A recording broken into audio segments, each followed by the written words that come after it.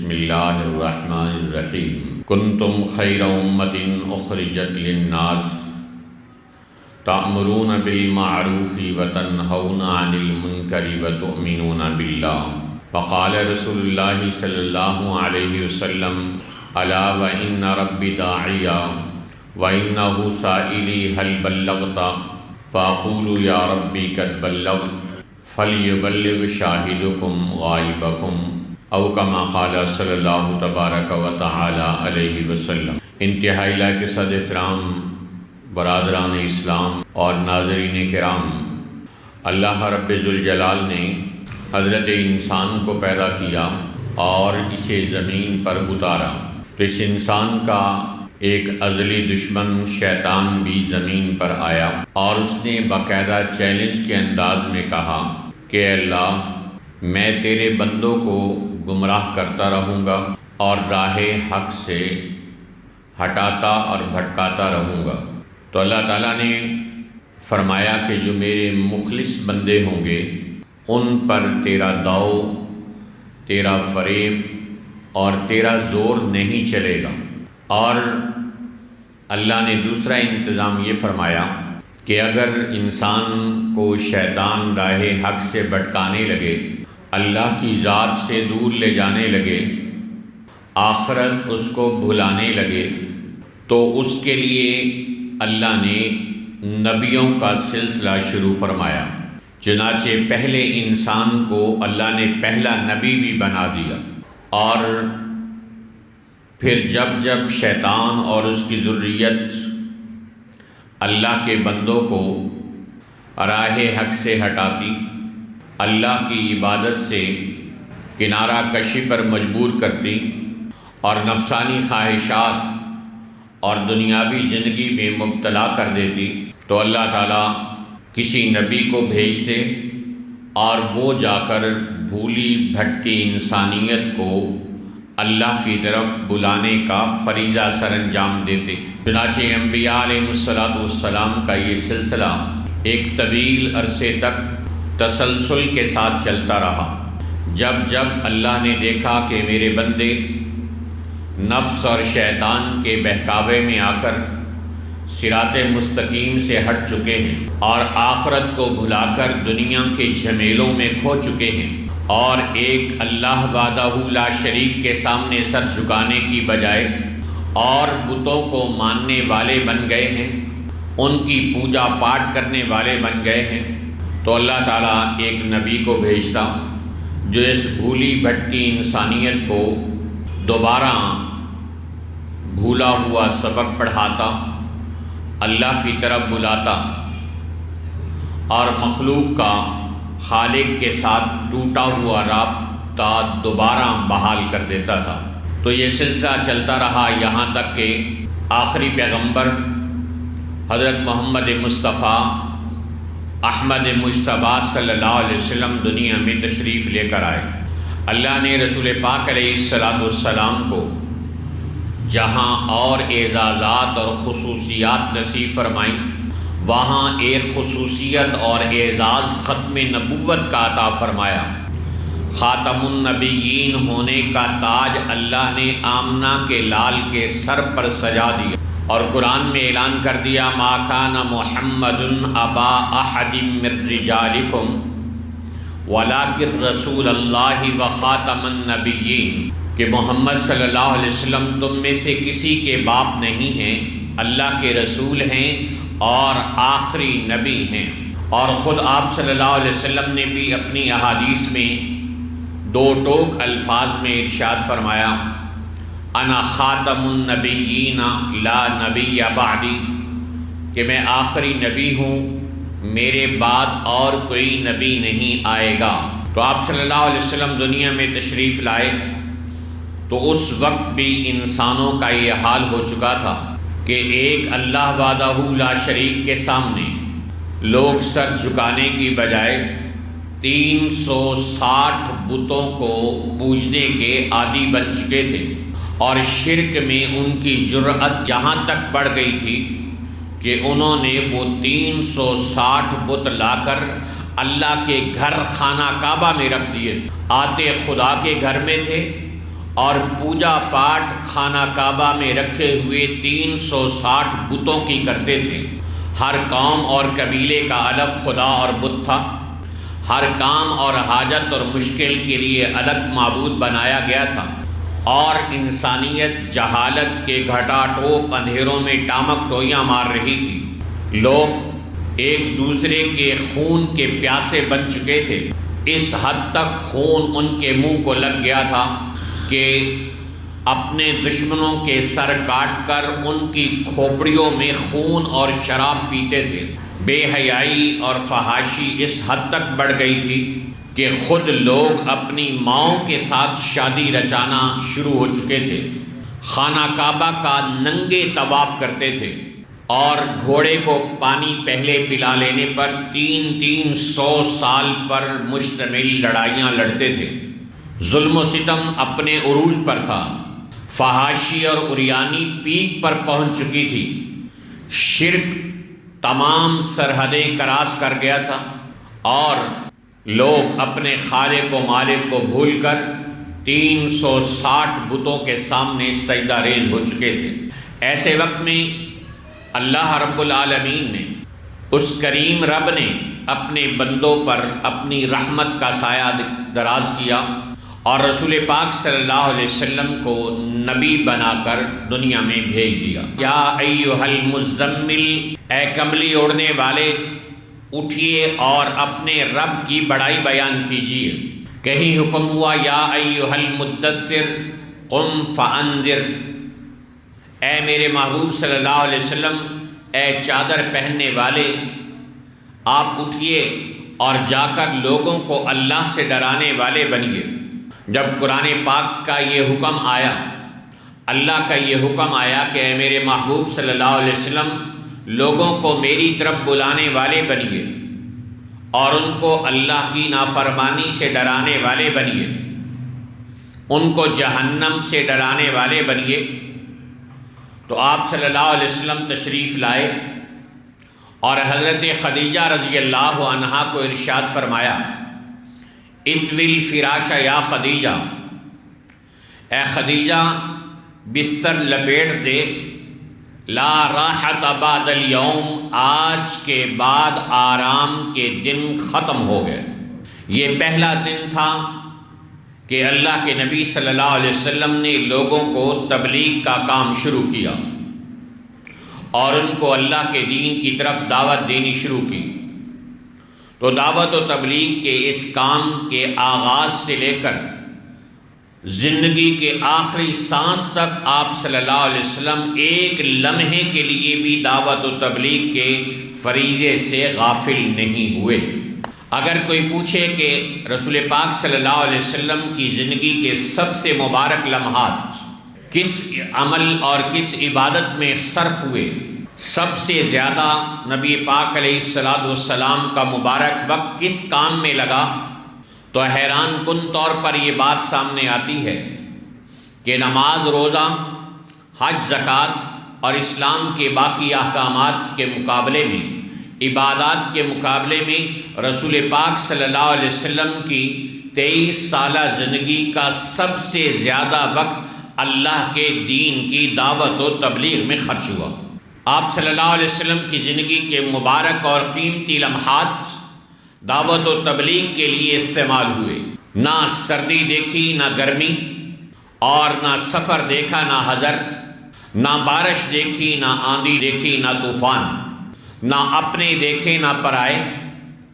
اور نہ مخالفت کی پرواہ کی اور نہ حمایت۔ آپ صلی اللہ علیہ وسلم مسلسل لوگوں کو اللہ کے دین کی طرف بلاتے اور کئی گھنٹے بلاتے، ایک دن میں کئی گھنٹے بلاتے۔ قرآن اس کی گواہی دے رہا ہے، ان لک فی النہار سبحا طویلا، اے میرے محبوب صلی اللہ علیہ وسلم، آپ کو انسانوں کے سمندر میں دن کو تیرنا پڑتا ہے۔ اللہ کا قرآن گواہی دے رہا ہے کہ حضور علیہ السلام کے دن، اوقات اللہ کے بندوں کو دعوت و تبلیغ میں خرچ ہوتے تھے۔ ایک صحابی رسول جو اس وقت مسلمان نہیں ہوئے تھے، وہ گواہی دیتے ہیں کہ میں نے دیکھا کہ ایک آدمی نکلا ہے اپنی سواری پر صبح کے وقت میں، اور جگہ جگہ جا کر لوگوں کو اللہ کے دین کی تبلیغ کر رہا ہے اور انہیں اللہ کی طرف بلا رہا ہے۔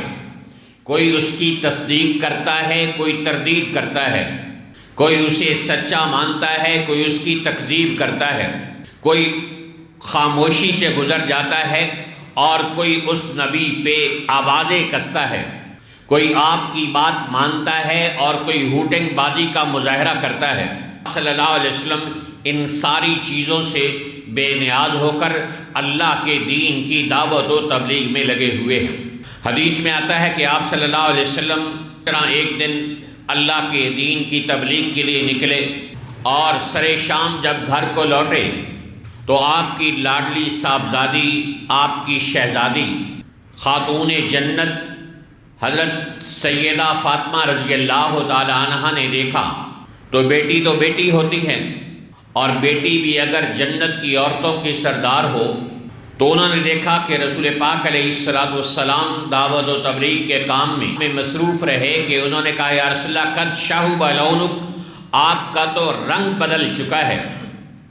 وخلولکت ثیابک، اور آپ کے کپڑے بھی میلے کچیلے ہو گئے ہیں۔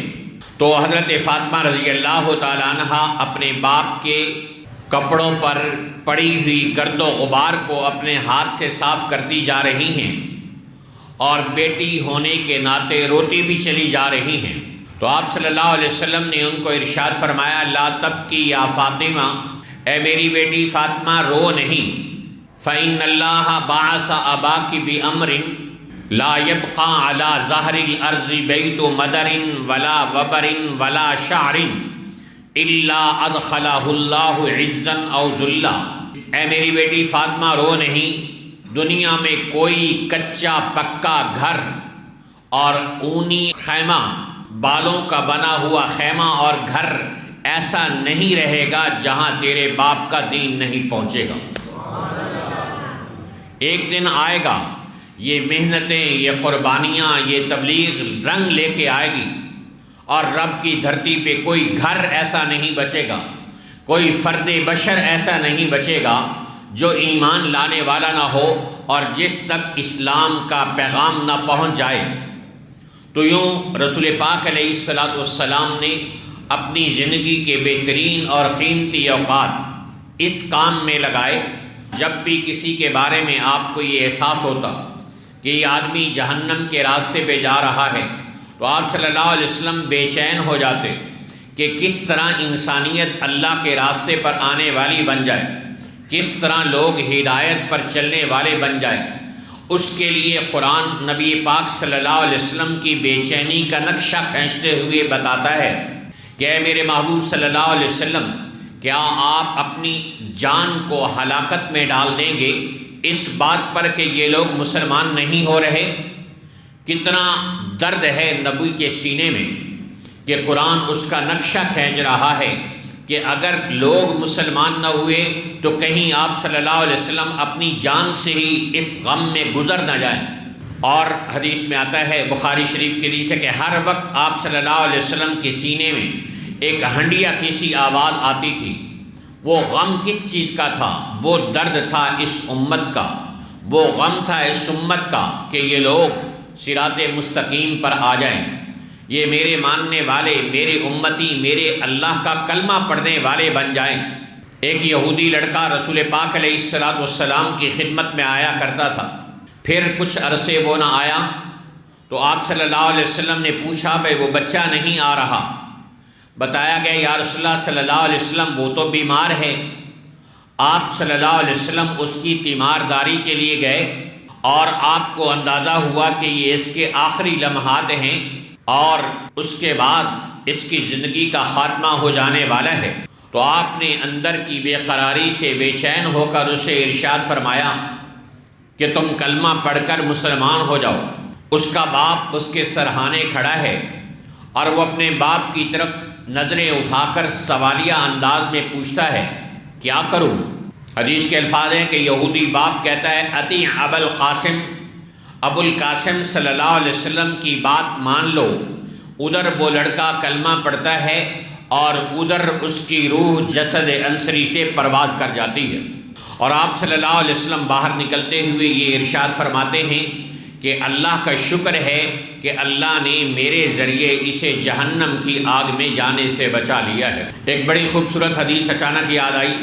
آپ بھی سنیے، ایمان تازہ ہوگا۔ قرآن پاک کی سینکڑوں آیات ہیں جن میں جہاد کا حکم دیا گیا ہے۔ قرآن پاک کی آیات میں بار بار بتایا گیا ان کے جوڑ جوڑ ٹکڑے ٹکڑے کر دو، قاتلوا ائمۃ الکفر، اور کافروں کے سرداروں کو قتل کر دو۔ اتنے احکامات قرآن پاک کی آیات موجود ہیں، اور رسول پاک علیہ السلام کی زندگی میں آپ نے 27 جہادی لشکروں کی قیادت فرمائی۔ اس کے باوجود اللہ کے پیغمبر صلی اللہ علیہ وسلم کا یہ فرمان سنیے، آپ صلی اللہ علیہ وسلم نے فرمایا کہ لا اسلام رجل واحد احب الی من قتل الف کافرین، کہ ایک آدمی کا مسلمان ہو جانا مجھے 1000 کافروں کو قتل کرنے سے زیادہ پسند ہے، کہ 1000 کافر قتل ہو کر جہنم کی آگ کا ایندھن بن جائیں اور اسلام کے راستے کے پتھر اور روڑے ہٹ جائیں، مجھے اس سے کہیں زیادہ پسند ہے کہ ایک آدمی کلمہ پڑھ کر مسلمان ہو جائے۔ اور آپ صلی اللہ علیہ وسلم نے حضرت علی رضی اللہ عنہ کو ارشاد فرمایا، فواللہ لئن یہدی اللہ بک رجلا واحدا خیر لک من حمر النعم، کہ اے علی اگر اللہ تیرے ذریعے ایک آدمی کو بھی ہدایت دے دے، ایک آدمی کو بھی ہدایت دے دے تو تیرے لیے سرخ اونٹوں کا مالک بن جانے سے بہتر ہے۔ اونٹ تو آج بھی بہت قیمتی ہے، لاکھوں روپے میں، اور اس وقت جب عرب کے معاشرے میں اونٹ کی بہت قیمت تھی، اس وقت میں اللہ کے رسول صلی اللہ علیہ وسلم فرما رہے ہیں کہ لاکھوں کروڑوں روپے کا مالک بن جانے سے بہتر یہ ہے کہ تمہارے ہاتھ پر اللہ ایک انسان کو ہدایت نصیب فرما دے، تمہاری تبلیغ کے ذریعے سے اللہ کسی انسان کو ہدایت کے راستے پہ گامزن فرما دے۔ ایک دوسری حدیث میں آپ صلی اللہ علیہ وسلم نے ارشاد فرمایا کہ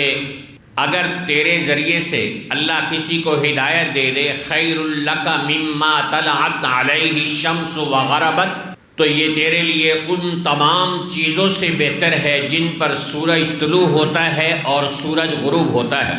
ایک حدیث میں کہا گیا کہ اگر تمہارے ذریعے سے، تمہاری تبلیغ کے ذریعے سے ایک آدمی کو بھی ہدایت مل گئی تو یہ سرخ اونٹوں کا مالک بن جانے سے بہتر ہے۔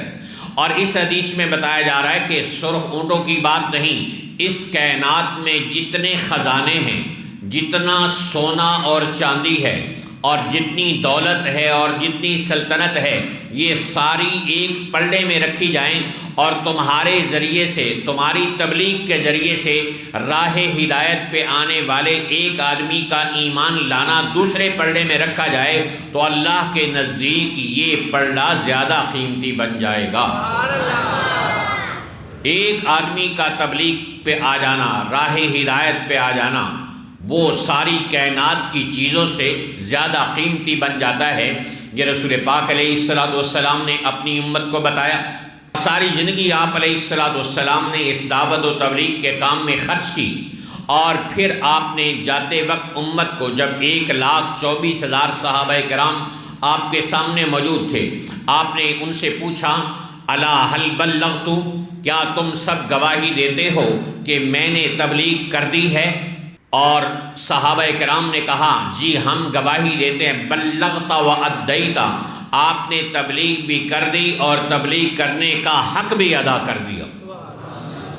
تبلیغ ہی نہیں کی، تبلیغ کرنے کا حق ادا کر دیا۔ تو آپ صلی اللہ علیہ وسلم نے 3 مرتبہ آسمان کی طرف انگلی اٹھا کے فرمایا، اللہم اشہد، اللہم اشہد، اللہم اشہد، اے اللہ تو گواہ بن جا، اے اللہ تو گواہ بن جا، اے اللہ تو گواہ بن جا۔ یہ 1,24,000 مقدس ہستیاں یہ گواہی دے رہی ہیں کہ میں نے تیری تبلیغ کا، لوگوں کو دین کی دعوت پہنچانے کا حق ادا کر دیا۔ بعد آپ صلی اللہ علیہ وسلم نے ارشاد فرمایا، الا وان ربی داعیہ، اب پوری توجہ کے ساتھ سن لو، ان ربی داعیہ، قیامت کے دن میرا اللہ مجھے بلائے گا، وانہ سائلی، اور وہ مجھ سے پوچھے گا، حل بلغتا، اے میرے محبوب کیا آپ نے تبلیغ کر دی تھی؟ فاقول یا ربی قد بلغت، تو میں عرض کروں گا اے اللہ میں نے تبلیغ کر دی تھی۔ تو پھر آپ نے ارشاد فرمایا فَلْيُبَلِّغْ شَاهِدُكُمْ غَائِبَكُمْ، اب تم میں سے حاضرین غائبین تک میرے اس پیغام کو پہنچانے والے بن۔ چنانچہ صحابہ کرام نے ایسے نہیں سنا جیسے میں اور آپ سنتے ہیں، جمعے کے بیانات سنے، ایک کان سے سنے اور دوسرے سے نکال دیے،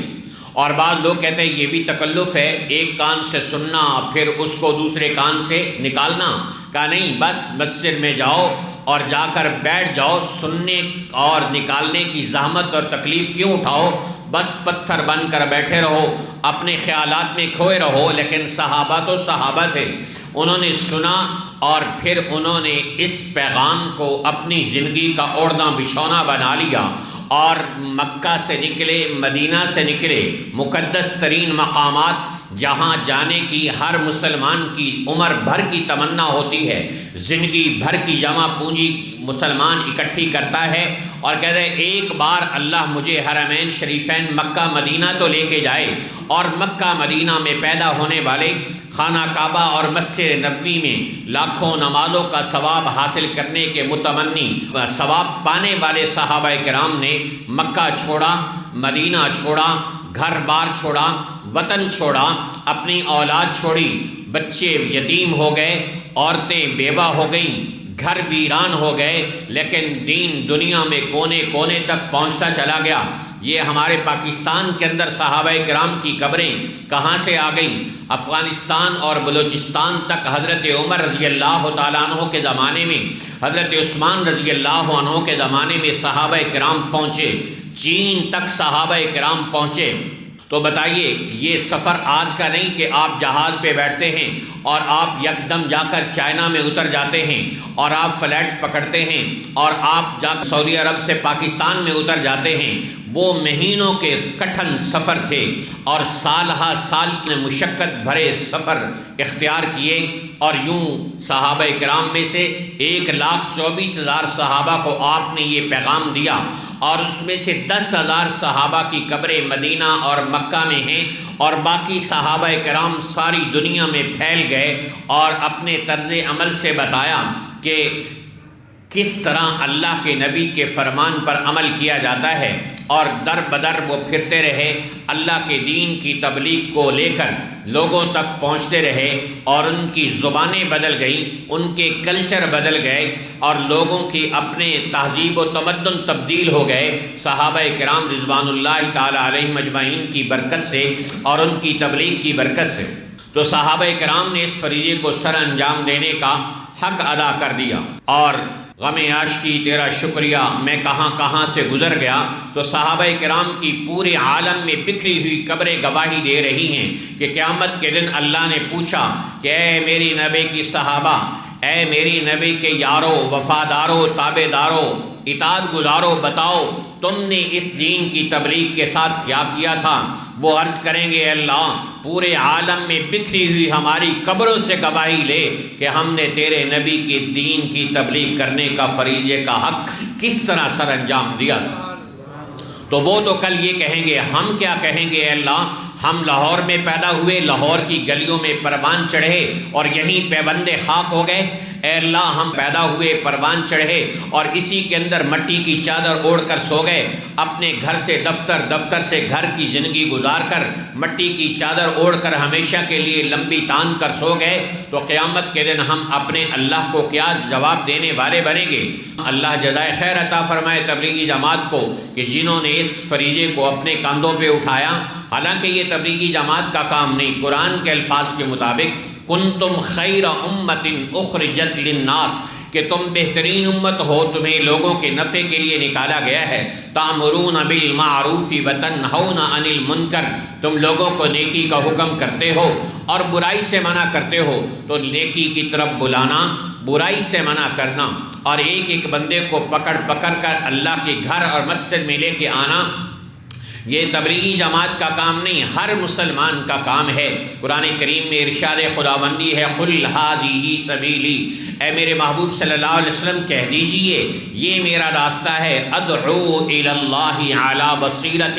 کہ میں لوگوں کو بصیرت کے ساتھ اللہ کی طرف بلاتا ہوں، انا ومن اتبعنی، میرا اور جو میری اتباع کرنے والے ہیں یعنی مجھ پر ایمان لانے والے ہیں ان کا بھی یہ کام ہے کہ وہ بھی لوگوں کو دین کی تبلیغ کرنے والے بنیں گے، وہ بھی لوگوں کو نیکی کی طرف بلانے والے بنیں گے اور ان کو برائی سے روکنے والے بنیں گے۔ اس لیے میرے محترم بھائیوں، ہم میں سے ہر ایک یہ عزم رکھے کہ اسے جب موقع ملے، جہاں موقع ملے، اپنے گھر میں، اپنے محلے میں، اپنے بازار میں، اپنی دکان میں، اپنی مسجد میں، تو وہ دعوت و تبلیغ کے اس فریضے کو سر انجام دینے والا بنے گا،